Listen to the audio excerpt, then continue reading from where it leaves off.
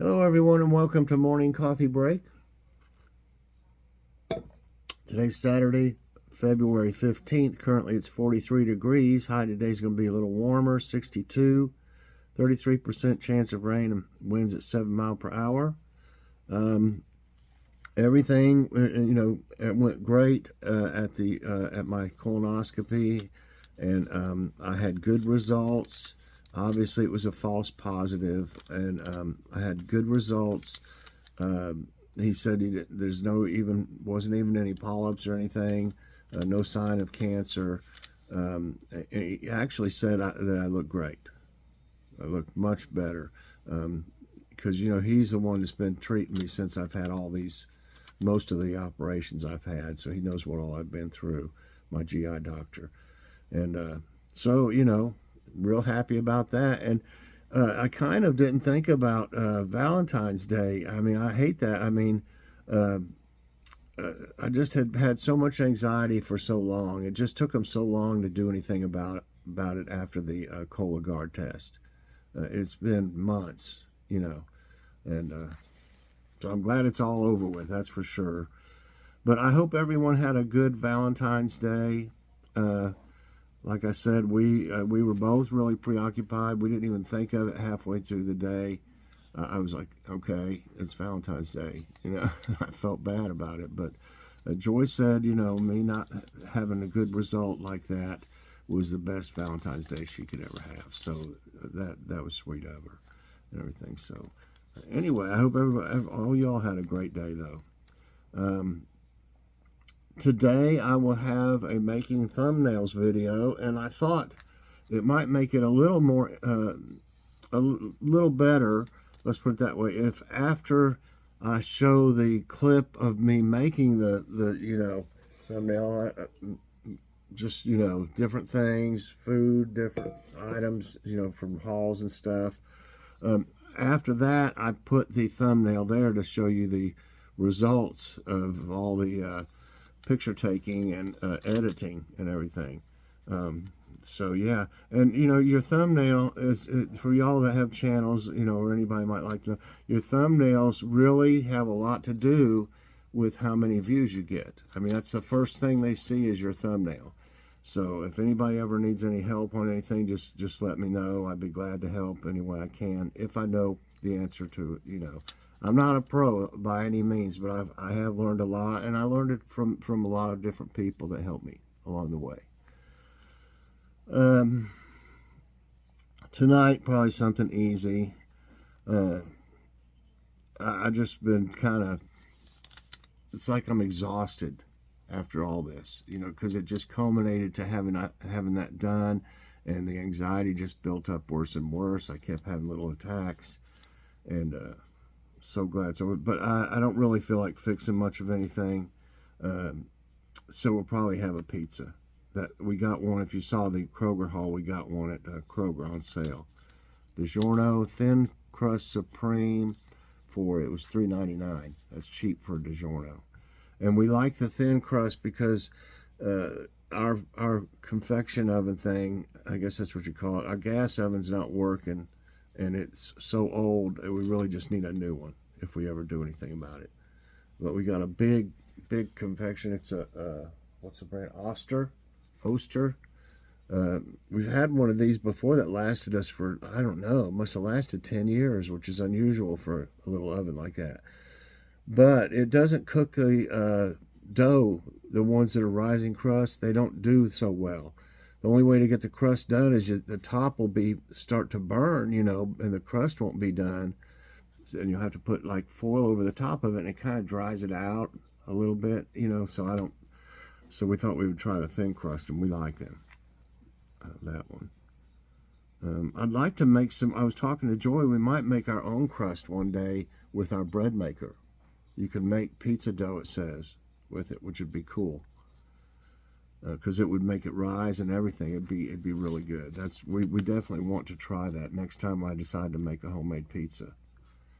Okay, and maybe your bread maker does the same thing if you look at your book or something, if you have one. A lot of times they don't send books with stuff anymore. You have to look at it online. Give me a break. I know it saves them money, but I like to have that little book, you know, about some kind of appliance or stuff, you know, all the information in it. So here's the jokes of the day, everybody. What's the difference between a $20 steak and a $55 steak? February 14th. So are they saying people gouge people for Valentine's Day? When she got flowers from her husband on Valentine's Day, she quickly opened the card. All it said was no. What did that mean? She called her husband and asked him. I didn't attach any message. The florist asked if I had a message, and I said no. That's pretty. Okay, the thought of the day is from Oscar Wilde. The best way to appreciate your job is to imagine yourself without one. And you know, I miss working. I really enjoyed working. I don't know. I always did.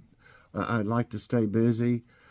I don't have as much energy as I used to have, but I mean, you know, I just liked working, staying busy, being outside, especially outside. I didn't like being in an office or something very much. I really never liked that. But you know, I had to before, but I'd rather much work outside. Much rather, I mean. Okay, where did I see? I saw one. Let's see what this is. This might be it for trivia time.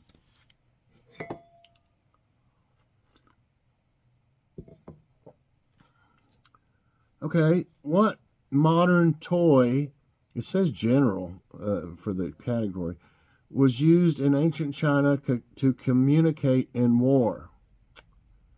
What modern toy was used in ancient China? Bubble pipe. What's a diabolo? D-I-A-B-O-L-O. I don't even know what that is. Kite. Frisbee. I could see them in ancient China. Put the note on the Frisbee and somebody run out there like a samurai, run out there and throw it a mile or two away. Anyway, I don't know what diabolo is. I don't think they would use bubble pipes, so I'm going with kites. You know, they make kites. And that's right. Kids these days use kites as an exciting outdoor toy. We used to, big time. I had a saltwater reel, you know, fishing reel. And I had like 100 test line or whatever on it, but I had a ton of it, like 2 rolls on there or something. I guess I'd had the time together if I did that. No, it was all one. Whatever it was, I had used that for my kite line. And you couldn't even see the kite. I had so much line on that big old reel, you know, like you'd catch a whale with or something. But I used that to control it because, you know, I could hold on to it good and everything. And once they got really way up there like that, they really pulled on you. You know, so, and then I reeled it back in to bring it down instead of just it falling and having to roll your line up and stuff. So when I brought it back down, I was just pulling it down. It'd be flying. You could see it come down a little bit, you know, a little more. It's actually pretty cool. But back in ancient Chinese times, these kites were brought up for a very different reason. One reason kites were used back then was for sending messages from one part of the army to another. Before texting, emails, and phone calls, they would use these kites to send each other messages. Pretty cool. Which of these items is one of the first tokens used in Monopoly?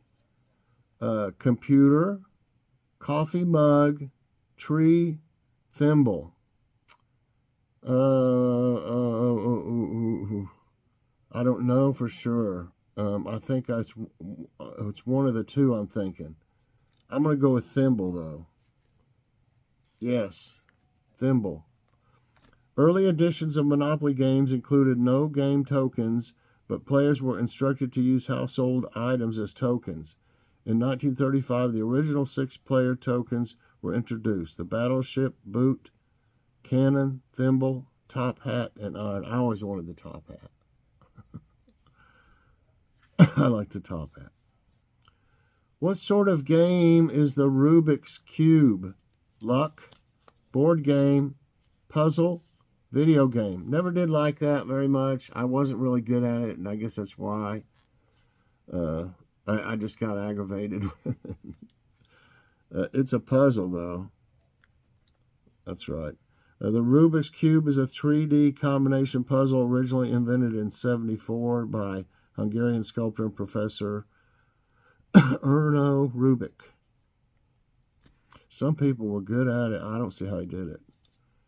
What type of game is Yahtzee? Oh, I remember this game for sure. We played it a lot. Trivia, dice, charades, cards. Now, can I remember what the game was? I think I do. And I think it used dice. Right. Yahtzee is a dice game made by Milton Bradley. It was first marketed under the name of Yahtzee by game entrepreneur Edwin S. Lowe in 1956. Yeah, back then we played board games, whole family, would. Which game puts the player in the role of detective solving a crime? Carcassonne, Take It Easy, Mastermind, Clue. I believe that's Clue. I wonder, I bet they don't sell many board games anymore. For one thing, they're super expensive, I've noticed. I did look at some before, and they were just super crazy high. For good ones, I mean. So it is Clue. I don't know, I didn't read the thing about it. I'm not going back now. In which of these games do players attempt to answer questions correctly? Scrabble, quiz, chess, boggle. Answer questions. Oh, I don't know. I'm trying to remember what boggle was. I don't think I ever played that game.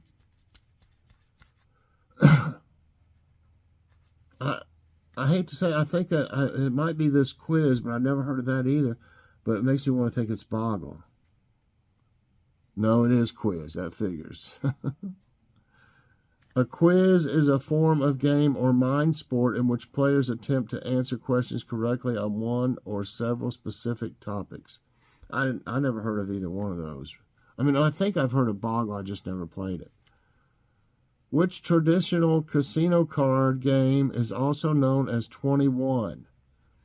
Blackjack, Caribbean stud poker, Baccarat, Texas Hold'em.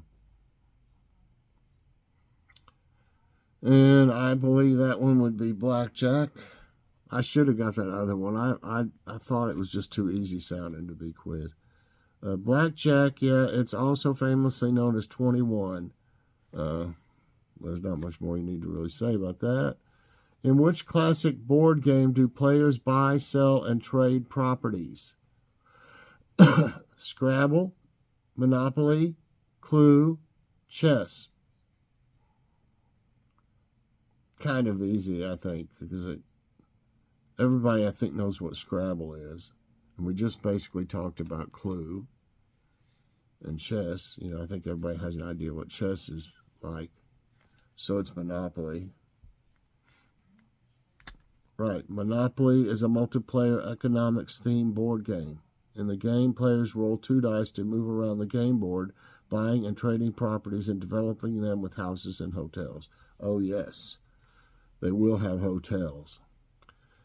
What type of game is beer pong? Board game? Drinking game? Card game? Video game. Never ever played beer bong before. Or beer pong. Beer bong. They have those, by the way. Beer bong. They put that like a funnel and they sit there and pour it in there and I don't see how to do that.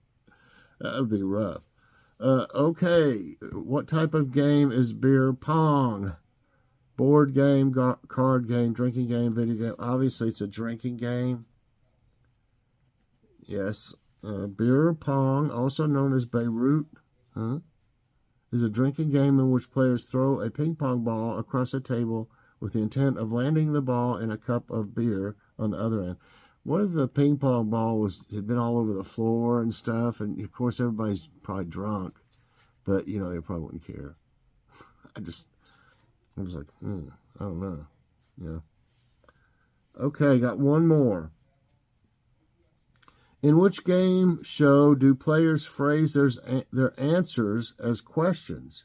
Jeopardy, Wheel of Fortune, Family Feud, Deal or No Deal?